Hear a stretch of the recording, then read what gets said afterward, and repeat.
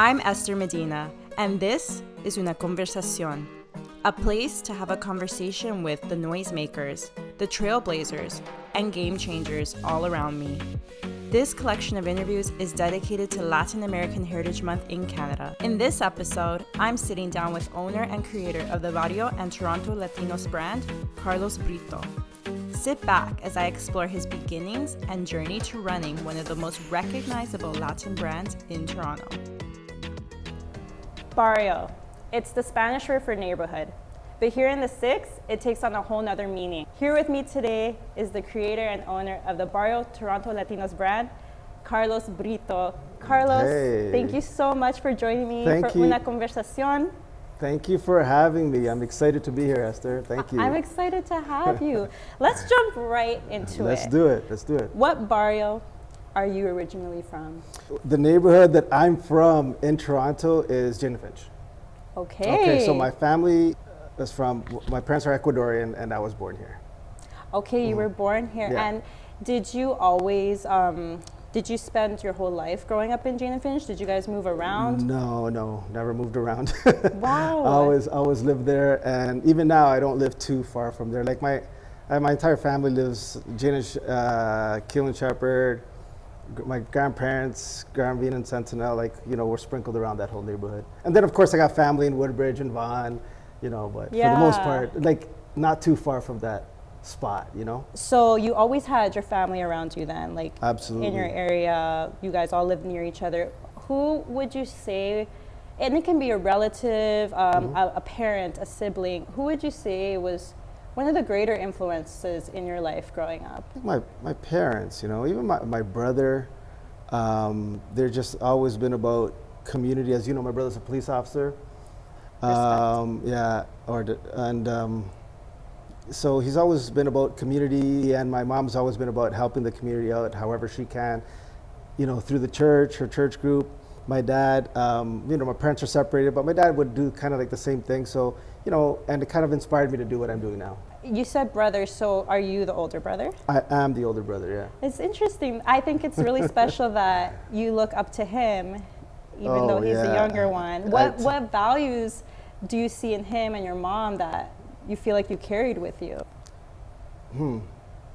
Being passionate about the community, and my mom is like that, and so is my brother. He spends a lot of time doing things for the kids in the community and stuff like that. So people look up to him. So it inspires me, and he knows that. I tell him all the time. Aw, that's not common. I actually feel like in Latin culture, and I'm not going to speak for everyone, but I feel like men don't always express their emotions, especially the older generation. It's not too often that I love my grandpa. I know he loves us, but it's not often that I would hear him saying, "Oh, I love you" and stuff. Maybe as he's gotten older, more cuddly, but especially 10, 15 years ago, it's very you don't show your emotions, you just work, but you guys express that to each other. That's wonderful. Yeah, for sure.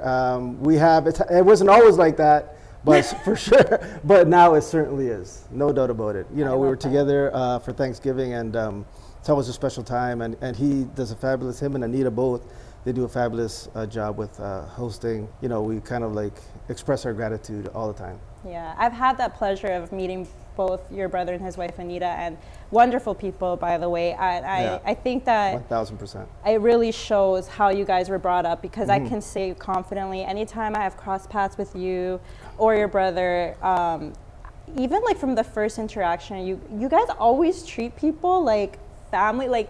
It will be a stranger you've met for the first time, but it doesn't look like that. If I saw you meeting a stranger, I would think that you knew that person forever, just because of the way you guys carry yourself. And I think that's wonderful. Thank you. I can see why you guys are so passionate about people, because you don't see yourselves as above anyone. I really love absolutely not. And you know what? Because even a smile, a hello. My brother would literally go across the street to go say hi to someone he knows. He goes, "Wait, give me a second. Let me just go over here. I know this guy." Does that. And he will go across the street, say what's up, and then come back. Over these years, I've come to learn about your story with Barrio, and it still blows my mind that it's been about 6-7 years now. I remember seeing when you guys had that feature on CBC. Oh my gosh. And I was like, oh my God, I've seen that Barrio hat. Like, I felt so seen as a Latina to see CBC representing, showcasing something so special to the Latin community. But for those who might not have seen that feature or who might not know how you started, can you tell our viewers how it all began? Well, I mean, a lot of we created the logo. My brother and I created the logo, and we decided we would put it on merchandise to sell. Okay, but like, you guys created the logo, but what was going through your head? Okay, like, were you just chilling one day, like, no, I want to make a clothing well, we're passionate about our culture. We're passionate about the city.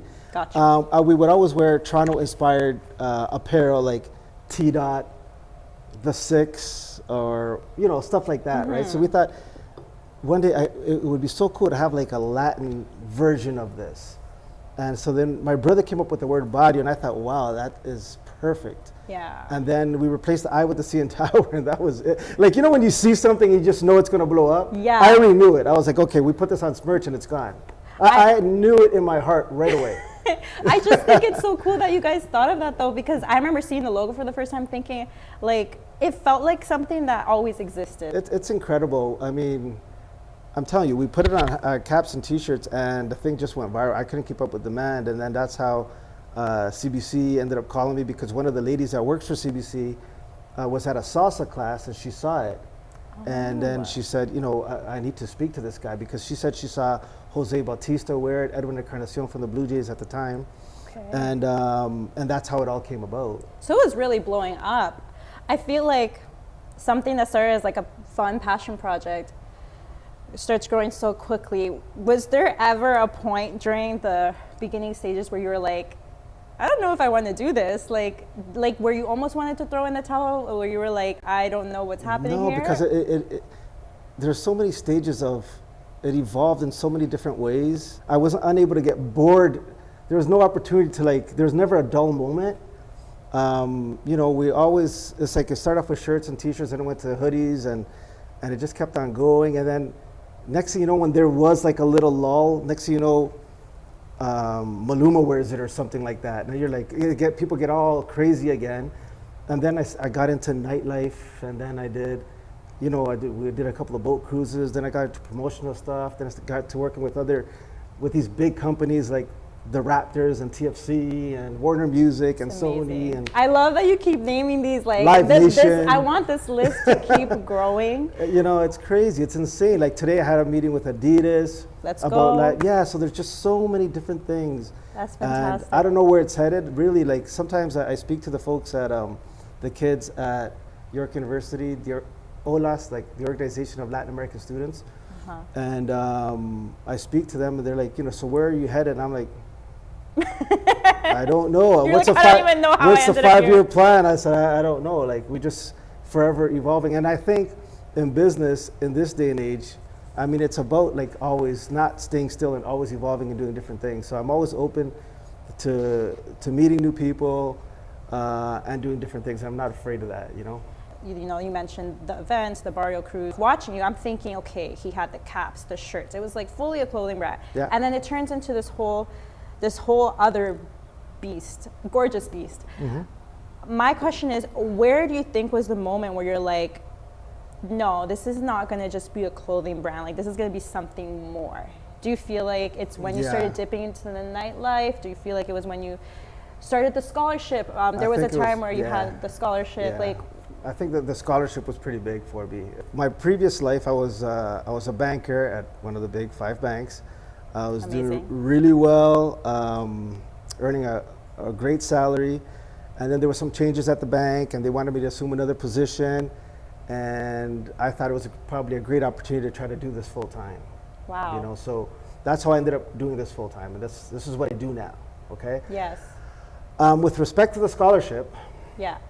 I met downtown. I was at the bank at the time, and one of my lawyer friends says, Carlos, you have to use your platform. And this is when my followers, like my social media page was growing by like hundreds per day, And she was like, Carlos, I think you should be, don't take offense to this, you said, you should be using your page for more than just caps and t-shirts and throwing parties. And I was like, I said, you're right. Yeah, she did. And you know, and I thought, you know, I think I have an obligation to do that, you know, by virtue of the social media handle, Toronto Latinos. And then I said, okay, well, what do you recommend? What's on your mind? And then she said the scholarship fund. And I have partners. I mean, I don't do it by myself. There is a committee. Takes a village. Yeah, it does, for sure. And that obviously takes money. And so I think it's been 3 years or 4 years running now. And it's been fantastic. The kids that I meet are just phenomenal. These guys are going to change the world for sure. And even the ones that, I wish we had enough money to give to more people, to more students. But, you know, we could only do so much. But I tell you, when we read the applications, I mean, they touch your heart, man. So I can imagine. You wish you can help everyone. And sometimes I mean, they're so touching, and some of the hardships that these students are going through, and still maintaining like a great average at school, like in their 90s or whatever. I'm like, wow, like you're going through all this personal stuff, but yet you still manage to, you know, kick ass academically, you know. And so, you know, you read that, and you're like, wow, like it's incredible. So the future's bright. Absolutely bright for the Latin community. That makes me excited. I am very excited. And, you know, I'm glad you touched on that, because I did want to touch on the fact that I don't think you woke up one day and decided, I want to have X amount of followers on Instagram, especially from the place you come from. Like, I can tell it's not about like the followers or the attention for you. Like, you genuinely care about the Latin community. You genuinely care about the things you do. So to hear you say, or to have heard your colleague come up to you and say that, do you feel like after that conversation, now when you do anything, do you feel a responsibility to the Latinos in Toronto? Like, do you feel the weight of your platform? I do. Like, you know, especially during COVID, like pre-COVID, I was just doing so much nightlife. And I thought, honestly, I was one of those people that thought COVID was going to last, you know, 3 months. I mean, 4 months or whatever, you know. I just thought, okay, you know, 4-month break and that's fine. But for me, it was like it was an awakening for me, because I thought to myself, like this can't be all about parties. Like, my page cannot be all about that. As much as I'm passionate about that as well, because it's, like it or not, it's a huge part of our culture. Like, we like going out, dancing and listening to music and having drinks and stuff like that. So I like, you know, hosting beautiful experiences like that.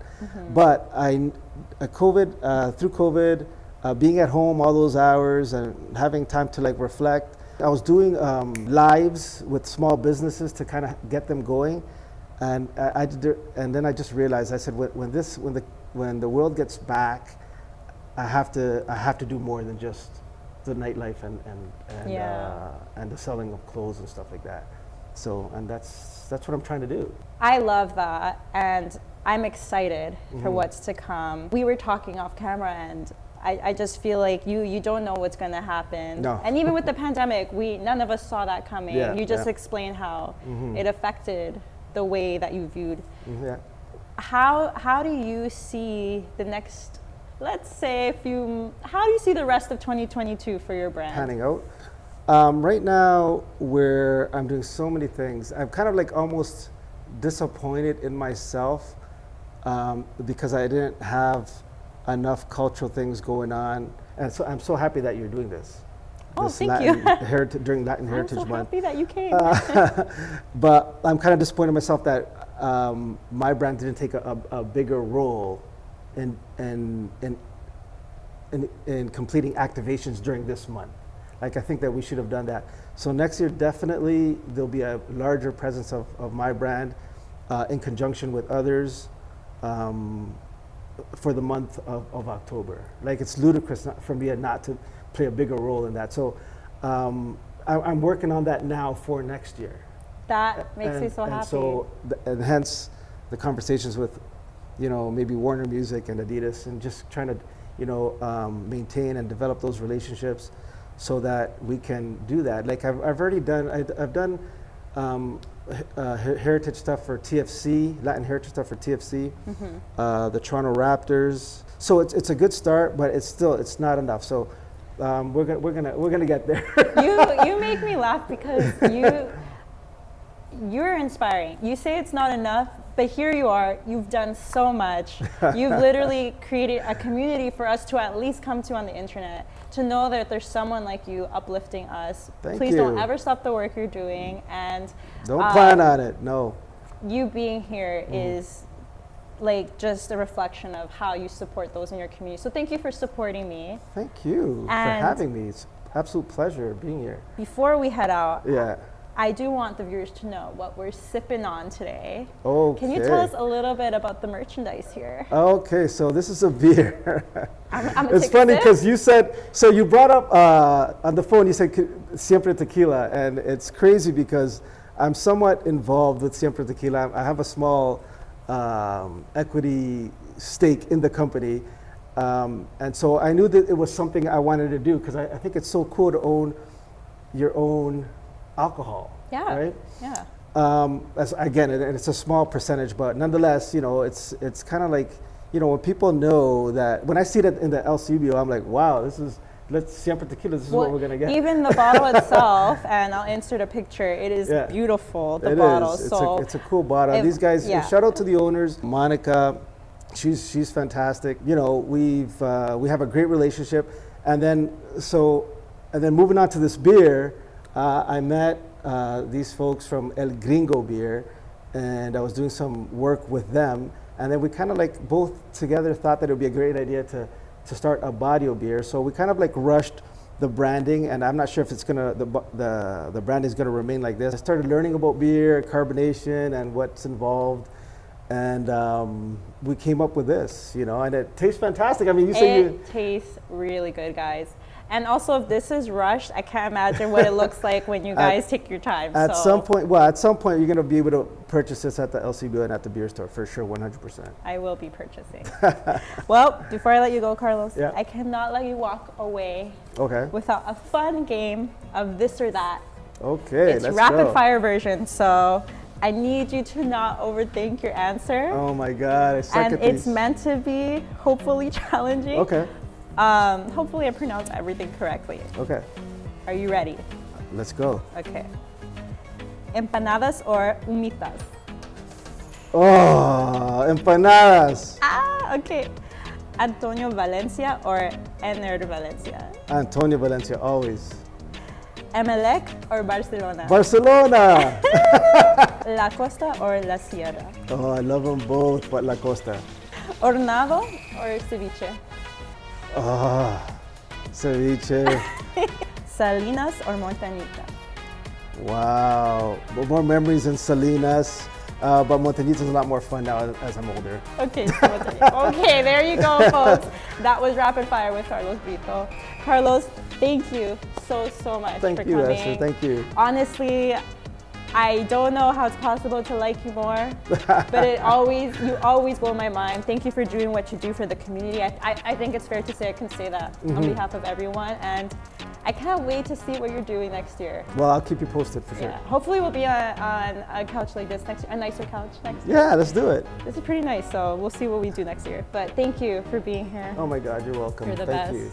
And thank you all for joining us for Una Conversación con Carlos Brito. Bye, guys. Bye.